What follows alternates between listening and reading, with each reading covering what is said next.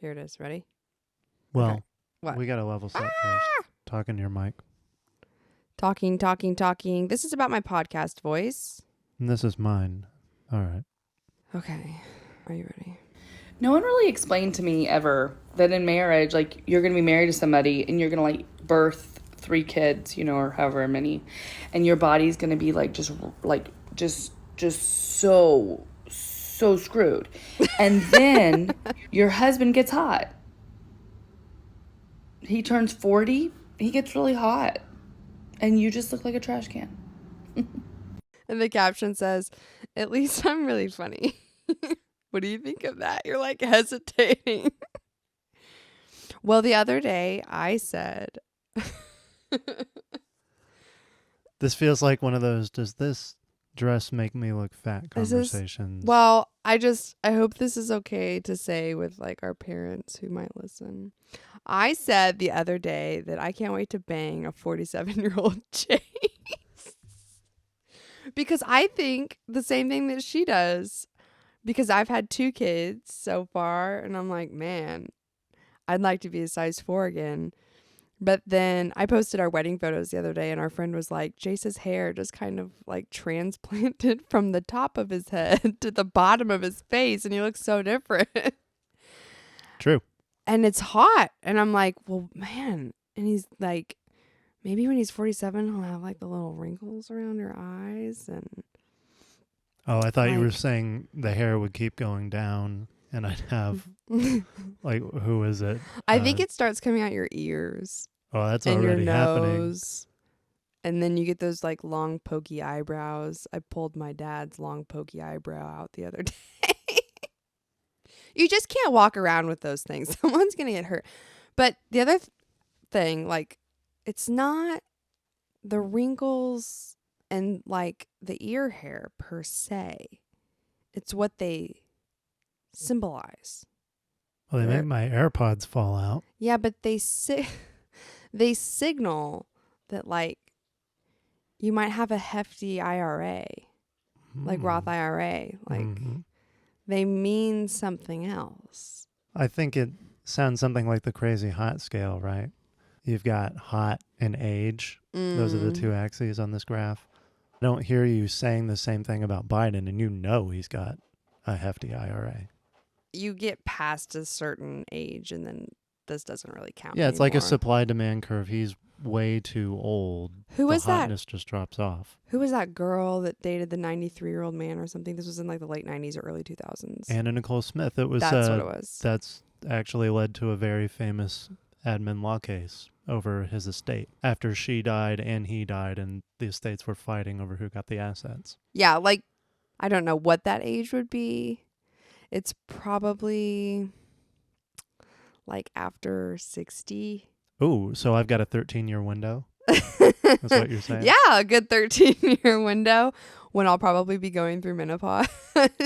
I've heard that can be hot too. The New York Times just did a story about menopause saying that women need to be on more hormone replacement. They were reacting to what they said was an overreaction to some studies a few decades ago that said hormone replacement therapy caused higher incidences of breast cancer. It does, but they were worried that women were overreacting and that the risk was low enough that the benefits of estrogen supplementation outweighed that increased cancer risk. Isn't that like a stereotype that medical professionals are always saying that women are overreacting? That's funny. Yeah. But what were we saying? Oh. Old people banging, I think, was the topic. No, you're trying to avoid the point because it's these are testy waters. Well, but I think it goes without saying that you're hot and I'm going to make you have more babies. I'm not appreciate it, but that's not where I was going with this. Well, the TikTok you played said her body was screwed, and I thought to myself, well, that's how you got in this position. Oh my God. I just want to know. I have some questions. Like, God. As a dude, if I'm trying to be like super primal, like base instincts guy, right? With hairy chest and coming back for more, whatever. And I see my wife with our children And maybe she doesn't look the way that she looked when she was 22. But I can see a line of thinking, and I've heard this from other men, where they're like, yeah, but that's because of me. Like those stretch marks are from my babies that, we made together, which is like, that's hot. That's kind of hot. Yeah, So it I is don't hot. know. But This isn't a trick question. no, I have a response. There's a biological reason for that too, right? So the reason men are attracted to stereotypically hot women is because an ample bosom and There's curves. more to destroy. Sure. And if we're wanting to conquer the most Yeah. fertile ground, Mm-hmm. that's it. Those are indications of fertility, right? But if I'm looking at you with our kids, I know you're fertile. And so, yeah, it's cool. I did that. But there's a higher chance of success in the future. I mean, Right. Within reason. But the promise of fertility is a reality. So that respect, and then I've seen you as a mom too, and that's something I didn't know when I was only going by your looks, right? Mm-hmm. And so you're even hotter now, Mm. is what I'm saying. I'll take it. The other thing I was thinking about was Leonardo DiCaprio has a new girlfriend who is 19 or something. Super banging redhead. Yeah, this was the topic of when I was in New York City a couple weeks ago. Several comedians were talking about that. And I looked at the picture, and I was like, well, yeah, makes sense, checks out. But then I'm getting old. I don't know. I look at that and I'm like, yes, definitely great lay. But what about breakfast in the morning? I would rather eat my breakfast, my 28-year-old breakfast that I've worked on for almost a decade longer than my 19-year-old self breakfast. My 19-year-old self breakfast probably would have been like some 2-week-old Danimal or something out of my college refrigerator. But now I'm like, well, I mean, I can make you a beef sausage scrambled egg hash. Would that interest you? Would you like some homemade biscuits and gravy? I mean, sex is whatever, but like a good breakfast. I think our class is showing here Leo has a private chef. He doesn't care if she can cook. Yeah, but there's something about, like your woman. Like, no, you don't If think? if I'm him and clearly all I care about is getting as close to the line of consent as possible as I'm approaching 50, I'm not worried about what she puts in the frying pan. I think part of the problem and why women might feel that pressure to perform sexually or look like a supermodel all the time is because we put the sex before the relationship. And so that carries over even into marriage. You're supposed to agree to honor and sacrifice your life for this woman, not hope that she stays a size 2 forever. And so I hate that women feel that pressure to be on a pedestal the whole time when it's the man who should be. And I guess that is why the man gets hotter, right? Because he's more able to provide and do all the things that attract a woman in the first place. When you're talking about sacrificing your life or laying down your life, I think about how traditionally, before the decadent society that we live in now, men, to put it simply, men would go to war and women would have babies and run the home. And so men would come back from war with battle wounds, and women also had their own battle wounds from childbirth and child rearing and all of that. And eventually men stopped going to war, but women kept having babies. And so this physical transformation of age has not changed much for women, but it has changed for men. And I don't necessarily think that's a bad thing that men have stopped going to war. I think that's a good thing. Well, and we are still at war. It just looks different. We're just Right. launching drones from a remote control station as opposed to, digging trenches and getting our heads blown off. It's just someone else's head being blown off, but so I think sometimes that inequality is a little difficult to deal with, to stomach, but Well, yeah. And it came out, you've seen these back and forths with Chelsea Handler now, posting those videos saying she's happy being childless and old. super convincing. Yeah. Like, how many takes did it take? I know. We watch these videos of people online and we're like, are they spiraling? Like, this seems like a spiraling post. And it's not what you would think, the posts that make us think this. It's like once they post for like the 5th time that week that they're super happy and that they love all their date nights and that they just make each other smile they're unhappy. They're going to get a divorce. They're going to break up. We're like, they're spiraling. Yeah, it's a sign. Yeah. I still think you should post more than me, but I should? no, I should post more. Oh. So if someone's looking to me as an example, you should post more than I do. But once you hit a certain amount of weekly, I don't know. it's a little much. There's something about a dormant social media account for a guy that's kind of hot. I post stories more than posts, but thank you. Well, you do it because you feel like you need to compete with me. But like if you go to a guy's Instagram and he hasn't posted anything, it's like, it's not the mystery either. It's like he's not seeking approval from anyone else. It's like, all right. Mm-hmm. Fair. Yeah. Yeah. A sign of security. Yeah, I don't need attractive. you to compliment my lunch. Right. Another aspect of like long-term monogamous relationships that I think is and will be in the future exciting is that you eventually work out the kinks. I don't know. Wrinkles. You iron out the wrinkles. I guess that's a better way of putting that because I think it gets kinkier as you get older. But I mean something specific. Like you're not having fights anymore about, I don't know, petty things. Like whether it's okay or how much it's okay to like text a person of the opposite sex, or whether girls can be friends with guys and guys can be like, you're not having those arguments anymore. You've been married for like, I don't know, 15, 20 years. You've worked all of that out. Well, to be clear, you've just established the boundaries within your relationship, right? Yeah, It's not that you don't care. Oh, right. Yeah. Yeah, no, you've sorted that all out.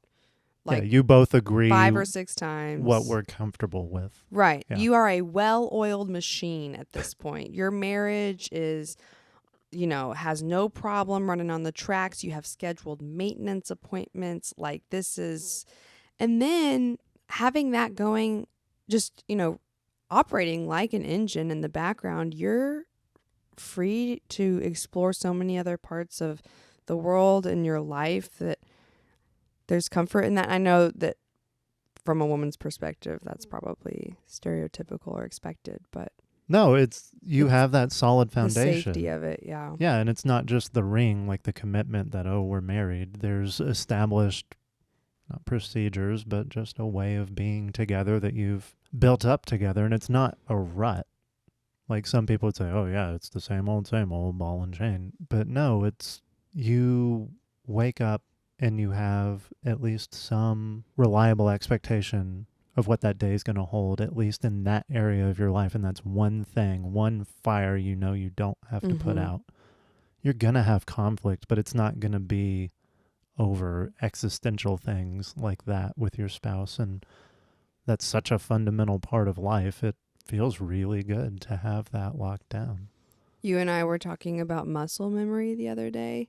Mm-hmm. And I think long-term marriages are a lot like that because I tried to do a cartwheel I did do a cartwheel. You did. It didn't over the feel weekend good. with the kids. And I took gymnastics. Gosh, I must have been like 12 or 13. It was that really uncomfortable prepubescent age. It was like 60 degrees out. The kids were happy. I was feeling good. So I was like, let me just see if I can do a cartwheel on the grass. And I did. And I hadn't done one for years, if not a decade. And I was just able to do a cartwheel. Yeah, it was good form. I was sitting there thinking, I was like, it's so cool that I can just get up and do a cartwheel. But it took me, I remember in gymnastics, it took me like weeks to learn how to do a cartwheel. And I was at a very nimble age and more than I am now. But I was just able to get up and go and do it. And so I think a 25-year-old marriage when you're 50 years old is comfortable in that way. Like you've practiced the cartwheel enough that you're just doing flips in your sleep. One thing you sent me when we were first dating about what you wanted in a husband was someone boring. Yes. And I saved that article on my computer. You did save it? Yeah, I look at it periodically because you were talking. I think we had just watched The Notebook or something, and I did make him watch that lady. You were talking about how you used to go for barbarian style, and there's that whole meme where it's tied to birth control if we want to go down the medical rabbit hole again, but that when women are on birth control, they want the guy who's writing poetry about whatever, how your eyes look like stars, but then when they're ovulating, they want Conan the Barbarian. But what you were saying about long-term marriage is you want someone reliable, someone steady, someone who's going to be there always. Cocoa will make a good husband, Pocahontas. He will build you a house with strong, sturdy walls. That article, I read that when I was like, gosh, maybe 17 or 18. And I didn't follow its advice very well for a long time. But yeah, it talks about the author was a mom writing to her sons, and she was telling them the story of how her husband, their dad, proposed to her, and it was just a simple gold ring in the middle of a country road. One night they pulled over, and they had not been dating that long, but they both knew that they were the one, and he just simply asked her, "Will you marry me?" And there was no fanfare, there was no lights. At the time this article was published, it was really popular to do those flash mob engagement videos. Yeah. And then put it on YouTube and get millions of views. And she's like, there was no millions of views. There was no views at all. It was just me, my husband, and God. And she was talking about how beautiful that was. And she talks a lot about living a liquid life. And it sounds kind of gross, but it's beautiful with perspective. And she says you want someone who's going to do the boring things in your liquid life and cleaning up the sticky spills at the bottom of the fridge after you've had a long day. You want a husband who's going to do that for you. And you want a husband who's going to not embarrass you when you've had liquid spill out of you in your bed on a random Saturday morning, or as your water breaks when you're about to give birth to his child, or the tears that flow from your eyes and he puts his hand around your thickening waist and whatever. It's beautiful. She used the word boring in the headline, but that's not what she meant. Steady is definitely a better word for it. Mm-hmm. No, but it's catchier to say boring, because why would you want someone boring? We should give her a shout out. I don't even know who this woman is. It was on random, I don't know, what was the popular blog medium back then? Probably medium.com. Right, yeah, or some WordPress website. Do you believe in the one? You were saying she knew it was the one, or they knew it was the one when he proposed in the truck. I don't believe that. Yeah, me neither. I believe that we were ordained to marry each other. Yeah. But I mean, like, you're not.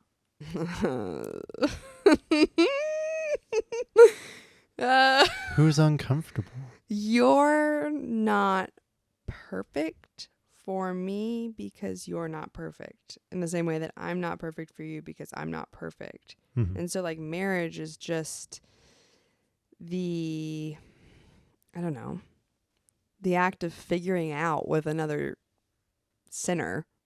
And so I don't know. Do I know? Like, yeah, but now that you put it that way, if God providentially brought us together and he always was going to, then I guess we are the one. yeah.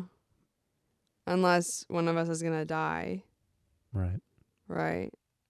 How do you feel like when... This is so tricky. I don't like imagining you marrying someone else when I die.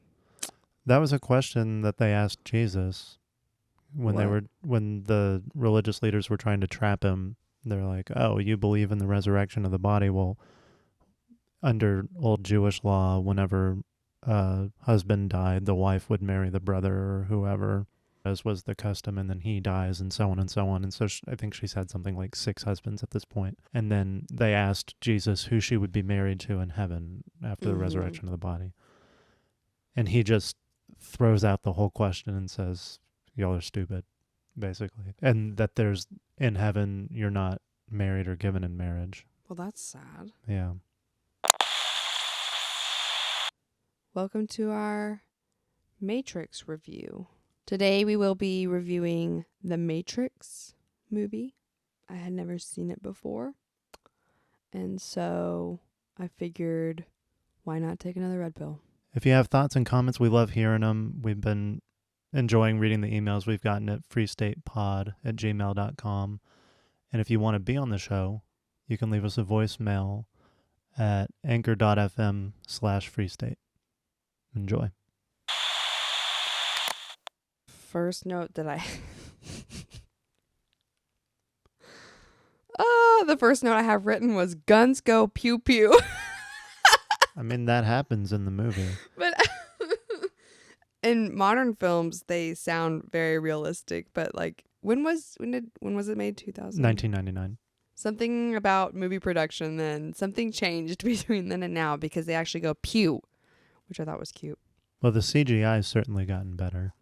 The second note I have written down is I have always wanted pleather pants. Oh, I meant to ask you when we were watching. So Trinity runs around in these leather pants. When Olivia Newton-John had the leather pants in Grease, they had to sew her in. I wonder if it was the same thing for Carrie-Anne Moss as Trinity. Did they have to sew her in, or were those CGI pants? I don't, because I hate putting on wet jeans. I just did laundry earlier, and my jeans were a little wet coming out of the dryer, and I didn't like putting those on, so I can't imagine. I imagine she had shaved, and then they put baby powder on her legs, and there might have been in the back like a corset type of cinching happening. Yeah. That seems complicated. I have tried on a lot of cheap women's clothing. You should go to Forever 21 sometime. See what they have. It's, yeah. Is pleather like a sauna suit, though? Like, are you just sweating the entire time you're wearing It's horrible. Okay. But she was wearing not only pleather pants, but pleather tops. And a jacket. And the little, I forget what those short jackets are called. But the other thing I have written down is it scratched the nostalgia of a pre-phone world. Everything about like the first half of the movie, especially when they were just setting the scene, was so late 90s. Now at the time, I was still a young kid, but like that for some reason is where my mind has stamped my like origin is like, I think that I'm like 10 years older than I am for some reason. I did associate myself with that group of millennials, but that's probably why we get along. We're only 4 years apart, but I was always hanging with the older crowd. The music and the sunglasses and the hair and everything. And there was no, I've noticed this in a lot of movies recently, is there's people aren't on their phones all the time. Like they're actually talking to each other, or they actually have to go to each other to meet in person to have an exchange of any type. There's more casual run-ins. There's more casual interaction. Yeah, it's there. Everything is less planned. Mm-hmm. And I like that because things are more organic and authentic. There are trade-offs, but yeah, it was nice. You mean the pre-smartphone era, though, because they used the cell phone to communicate. I'm specifically thinking of when he had those people come to his apartment and pick up whatever disc it was that he had for them. And then he was like, why don't you come out with us? And like on the spot at his doorway, he was like, yeah, sure, I'll come. And then he just goes to a bar. Like there was no texting. Well, we've talked about this before. I hate the texting. Like, I'm here, I'll just wait in my car, and then okay, I'll be outside in 5 minutes. Like, do you remember when you actually like got out of the dang car and knocked on someone's door? I miss those days. I don't know. I like that. You don't like that. Yeah, no, I don't like that. Especially because when I started dating you, I'd have to pay a parking ticket if I got out to knock on your door. We thought The Matrix was a good movie for Laura to watch because it's one of those AI dystopian films that, with all the talk of AI in the news, and it's a good reminder of what can happen. And I've just forever LARPed like red pill memes, just pretending to know what they mean. I do know what they mean. Like I got the gist, but it was different. Yeah. Seeing Morpheus offer the choice. So, but now it's more than just red pill. You have red pill and then blue pill and then black pill. So red pill is, he offered him the red pill, which was you'll just know what the Matrix is. You'll see it for what it is. You'll see reality. And never be able to forget it. Yeah. And then the blue pill was you'll forget that this all happened and just accept this. Yeah, you'll wake up and life. Think it was just a bad dream and make of it whatever you will. But now internet people have created the black pill. Oh, there's all kinds of pills. And there's a gold pill. Yeah. But black pill is... You see reality and don't think anything can be improved. Mm. So it's the pessimist pill. What's the gold pill? I'm gonna look it up. Gold Can you pill, I do it? think, has to do with sex. I think it's the Chad pill. Yeah. You're going to bang your way out, or it might be the Bronze Age pervert pill. I'm not on Reddit enough. White pill, I would think, is the opposite of black pill. You see reality and have reason for optimism. The Anti-Defamation League has the Extremist Medicine Cabinet, a guide to online quote pills. There you go. I don't know what the gold pill is. We'll have to. What does the ADF say? ADL say? The red pill, the black pill, the rape pill.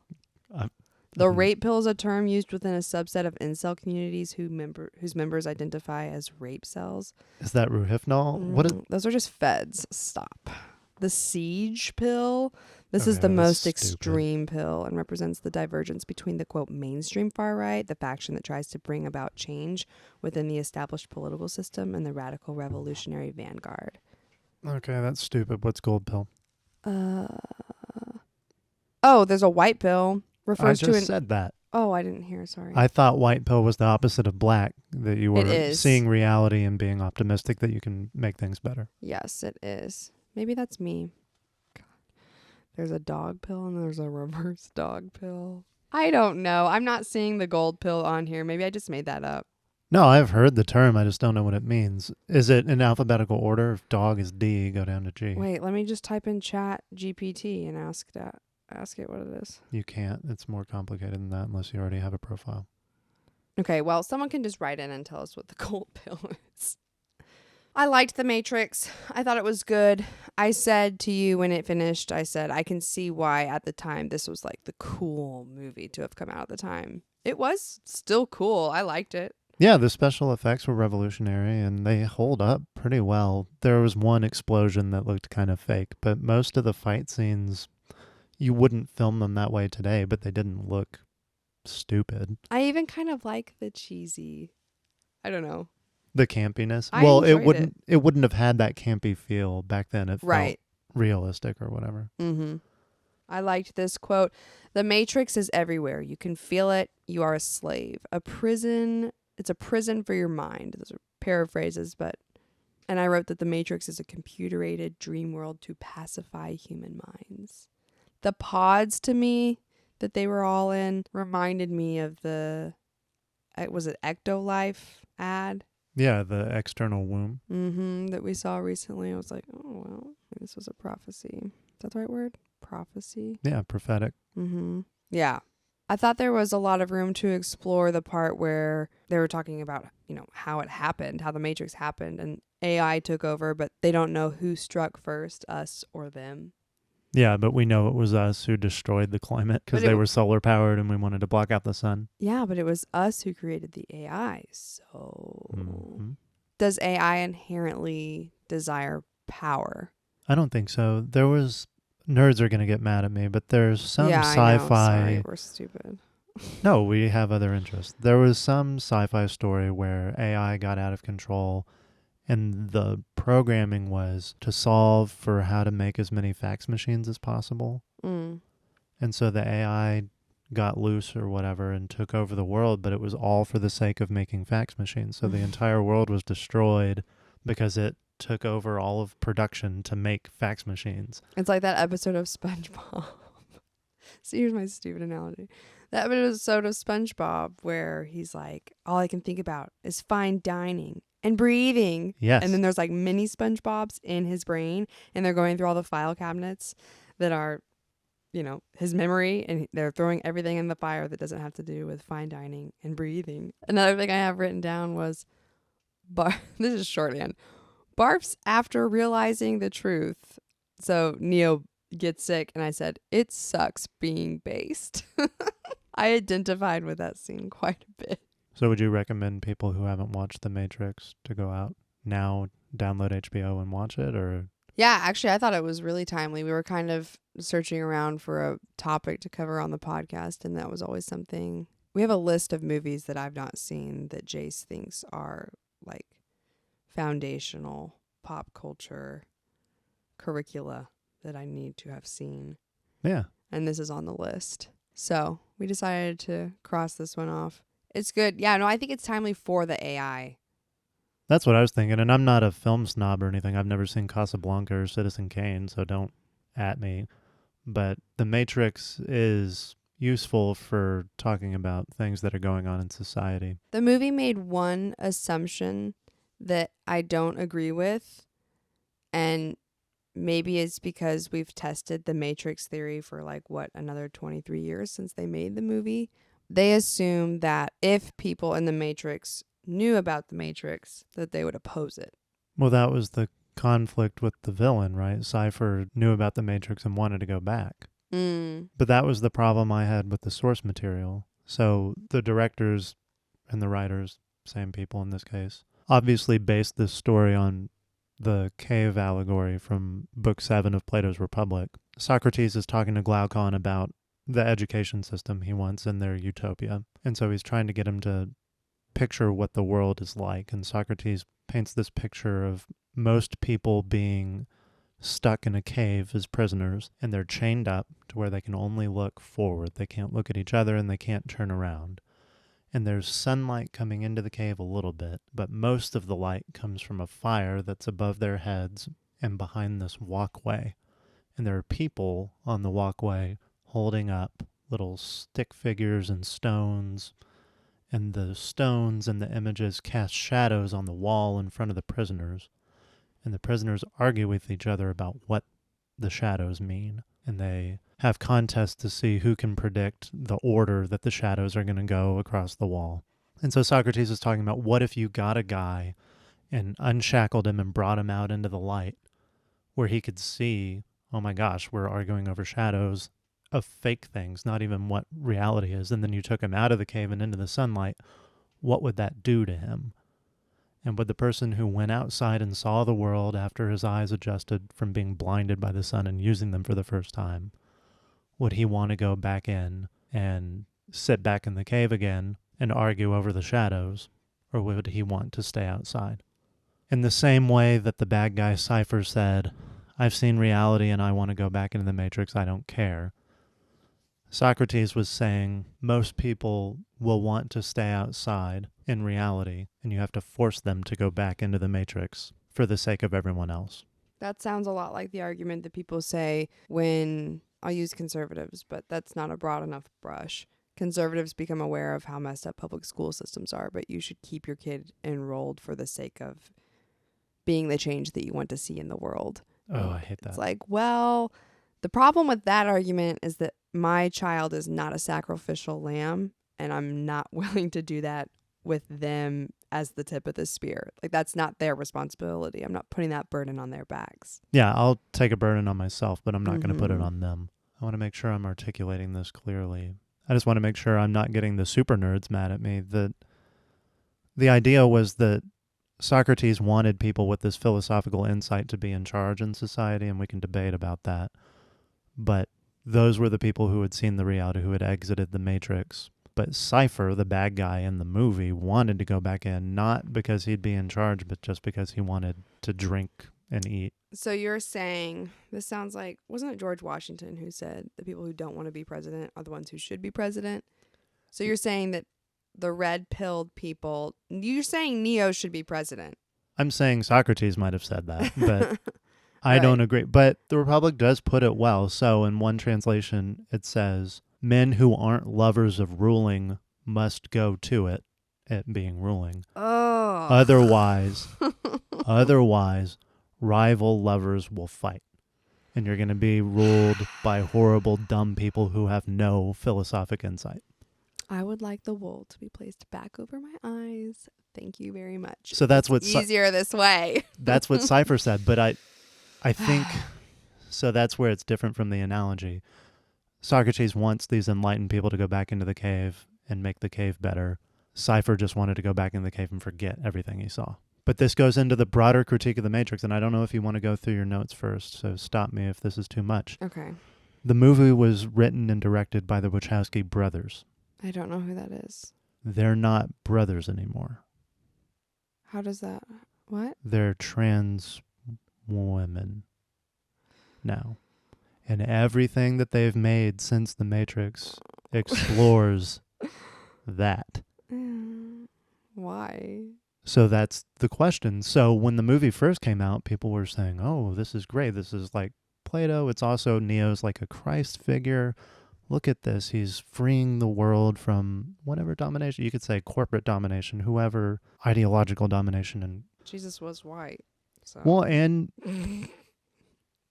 Neo died and was resurrected as the one. It has some Christian I see. motifs. Okay. But that's not what they meant at all. And you can see in their own lives, they're just rejecting whatever's given, nature, and really asserting that liberationist individualism, right? Their critique is more fundamental than this AI is clouding reality. It's like the Matrix is all around you, but it seems like their critique is more fundamental than machines have taken over. It's everything in our world is a lie. Even I've been told I'm a boy, but I'm not.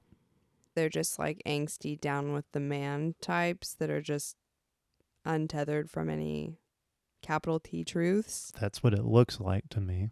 Talking about the people in the Matrix, quote, most of them are not ready to be unplugged, and many of them are so inured, so hopelessly dependent on the system that they will fight to protect it. And then after that, I have written, is Morpheus Ron Paul? Yeah, people are bought into the status quo. They don't want to change it. You saw that with people on the right who were in charge of think tanks or whatever when Donald Trump came in and was challenging all the preconceived notions that Republicans usually lean on. They were more concerned with maintaining their status than trying to figure out what truths he was recognizing out there and addressing those. One thing I was thinking about was, and why this is like a timely watch with the emergence of AI, the conversation about Metaverse is, begs the question, like, what will that be like when eventually we get there? And I heard someone else say in response to AI porn that like real will sell as a reaction to AI. People will pay a lot of money like as a counter reaction. Oh, they want to see something closer to real. Right. Like that will be the alternative once AI becomes mainstream. Like people are already paying. There's that one girl that makes like $30,000 a month for putting her farts in a jar. Right. So I think if we lived in a metaverse, an alternative AI reality, and that was our day to day, then I'm imagining a website that's like Airbnb experiences. You know how you can go and book a place to stay, but you can also book experiences that are in the area that you're staying. Yeah. I can imagine like a website that hosts real world experiences, and that will be the thing that like edgy, affluent AI people do, is they'll go to some portal and then they'll like leave the AI reality and they'll go and like, I don't know, milk a cow in a real field or whatever. And then they'll upload photos or videos, or they'll live stream their experience in reality to the AI world. And then they'll make money from the streaming of this, like we're just going to flip flop. Oh, yeah. I could definitely see that. And I think even more mundane things. Like, watch me really order coffee at Starbucks. I'm going to stand in a line. Mm-hmm. Yeah. Yeah, and that's like something that you can go and do it will become an experience. Like, let's actually go on a date in real life, or like, oh, well, we I don't know, maybe I'm ovulating. We actually had sex last night, like actually like real sex. Like we touched each other instead of just looked at the bots or behind our goggles. You're going to get to that Black Mirror episode really fast. Uh-oh. What? Did you watch that, or was that just me? So it's similar to everything we're talking about. There's one in the later seasons. There's a couple of guys who start playing this fighting game. Oh, gosh. No, I tried to erase that from my mind. Yeah, but they're in the metaverse or whatever. Yeah. They're actually inhabiting these characters inside the game, and they start Well, his having friend, sex. who's a guy, becomes a girl. Yeah, plays the female character, And and then yeah. and he decides that he likes it as a girl. And Right. then, so after one night a month, his wife allows him to have video game sex with his friend, and then she goes out in real life and like tries to Yeah. bag a dude. And they all looked horribly unhappy. So yeah, super sad. hopefully that's not where we're going. It still counts as cheating. It used to be, or what was that line? I think it's a Wheeler Walker Jr. song. Eating ain't cheating, or is that Steel Panther? Sorry, we can cut that. That's I don't probably even bad. know the words that you're saying right So Wheeler Walker Jr. is a country parody guy. now. Not like Weird Al. Like he sings country songs, but they're raunchy and gross. Mm-hmm. Steel Panther's like an 80s metal version of that. Yeah, that Just checks out. Raunchy, gross songs. Mm-hmm. One of the two has a song about what counts as cheating and not. I would say that's definitely over the line. The only other issue that I see coming down the pike with AI, especially the AI generated art, is the copyright claims. You can't quite see in most cases where the AI is deriving what it's generating. Mm-hmm. So I don't know how you could make a case that it's stealing your work, but I'm sure there are going to be lawsuits coming down the pike from illustrators. I don't know who you could sue. Is it like the horse and buggy people suing car manufacturers for taking their jobs? But I know I've already seen it on social media with people saying that they're selling children's books with AI art. Someone posted a comment on one of our friends who's doing that pages and said, all the children's book artists are going to buy your book and then burn it. And he had a funny response saying, yeah, good, buy it. Just keep buying it as long as you buy it. But that's what I'm saying. I think that we're going to enter the world where you're going to be able, it's going to become like locally grown or organic labels on food. Yeah. Like you're going to have people, and don't steal my idea because I was thinking about this, where you can make a children's book and then you can have like a stamp on the front and you can say like handmade, authentic, watercolored art by fair trade single black female in Oregon or whatever. Like certified B. You'll be able to sell, you'll be able to make profit off of authenticity. Not authenticity, just like real world, like people. Just hearing that, I would almost pay a premium for it now. So we're going to find that market equilibrium between wanting that bespoke, going through Upwork or whatever, a freelancing service to find an illustrator, or just going on Midjourney and having it instantly. And there are problems with going on Midjourney that I know that they're going to figure, because you can make characters and there's ways to carry a style through, and there's individual apps to fix all of the errors in Midjourney, but like the faces, I can't get the faces to look right in Midjourney because it'll be like one eye is completely white, or like the eyes are closed, or they're too far set, like they're set too wide, or like the facial expression is just eerie, and maybe it looks a little bit too much like an alien. But then there's another website, or probably several, where you can run whatever image is the closest to what you want through it, and it supposedly fixes the face. Yeah, all of these are going to integrate soon. Yeah. And you'll have ChatGPT giving the dialogue to animation, not just images. Right. It's crazy how fast this stuff is changing already. And so all of that to say, most of the people who talk about the simulation theory, like how would you know if we were living in a simulation? If we were already creating AI this powerful, what's to say that we won't be there soon if we're not already, right? How would you know?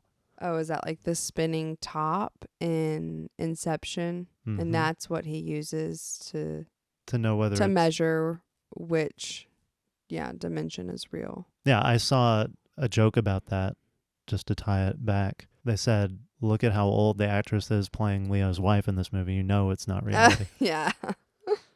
But the thought experiment about simulation theory is, if you can conceive of creating technology powerful enough to create a simulation, what are the chances are that we've already done that and we're already in it?